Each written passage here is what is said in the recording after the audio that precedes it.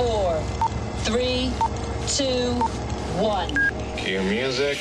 This is Movies First with Alex First. A steady stream of mum and dad jokes lay the foundations for this predictable rom-com, written and starring Kathie Gifford.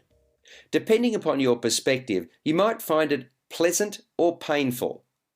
Over a year ago, 60-something Annabelle lost her beloved husband Fred in an accident at their hardware store in Nantucket. The would-be entertainer long ago gave up her career ambitions for the man she loved. Now she has to find a way to move ahead with her life. So she decides to visit a centuries-old mansion in Scotland. That's to be her first step en route to Italy, and a total of 20 countries featured in her 20 favourite films. There to meet her at the station in Scotland is the proprietor of the Ord Inn, Howard, Craig Ferguson. He himself lost his long-term spouse and now spends most of his time with his best mate Gavin, Ford Kiernan. Even though at first glance Annabelle and Howard seem to be polar opposites, they hit it off, even if Annabelle is more forthcoming than Howard. She even carries around her dead husband's ashes in a box of chocolates to mark the fact that his favourite movie was Forrest Gump. As it turns out, Howard is holding back a secret, while she too has a surprise in store. The outcome is as plain as the nose on your face. You're listening to Movies First. For more, like us on Facebook and follow us on Twitter. So that's not why you'd go to see Then Came You.